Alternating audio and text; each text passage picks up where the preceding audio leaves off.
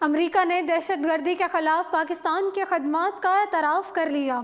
امریکہ نے اس بات کا اعتراف کر لیا ہے کہ پاکستان نے دہشت گردی کی روک تھام کے لیے راست اقدامات اٹھائے ہیں۔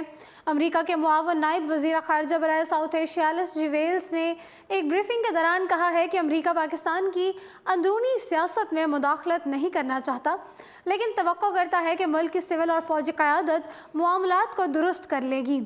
امریکی نشریاتی ادارے کی رپورٹ کے مطابق انہوں نے کہا کہ ہم سویلین حکومت کی حمایت کرتے ہیں، ہم پاکستان میں نوخیز جمہوری نظام کی حمایت کرتے ہیں۔ انہوں نے کہا کہ ہم اس بات کی حمایت کرتے ہیں کہ وزیر اعظم عمران خان صحیح باتیں کر رہے ہیں اور بظاہر پاکستان میں تبدیلی لانے کے لیے کوششیں کر رہے ہیں، لیکن صرف وقت ہی بتائے گا کہ وہ ایسا کرنے میں کامیاب ہوتے ہیں یا نہیں۔ انہوں نے کہا کہ پاکستان کی فوج بھی ان تبدیلیوں کی حمایت کر رہی ہے۔ انہوں نے کہا کہ اب تک ہمیں دکھ ہو رہا ہے کہ وزیر اعظم عمران خان دکھ رہا ہے کہ وہ عمران خان جس سمت گامزن ہے، فوج ان کی حمایت کر رہی ہے۔ انہوں نے اس بات کا بھی اعتراف کیا کہ پاکستان نہ صرف درست باتیں کر رہا ہے بلکہ راست اقدامات بھی اٹھائے ہیں۔ انہوں نے کہا کہ ہم اس بات کو سراہتے ہیں کہ پاکستان صحیح بات کہہ رہا ہے اور ابتدائی طور پر وہ اقدامات بھی اٹھائے گا جس کی ہم توقع کر رہے ہیں، لیکن اپنے فیصلے کو محفوظ رکھیں گے کیونکہ ماضی میں ہم نے پٹڑی سے اتر جانا بھی دیکھا ہے۔ وزیر اعظم عمران خان اس بات کی نشاندہی کرتے ہوئے کھل کر بات کرتے ہیں کہ ایک خوشحال پاکستان کے لیے خطے میں استحکام کتنا ضروری ہے، جو ان کی انتخابی مہم کا ایک وعدہ بھی تھا۔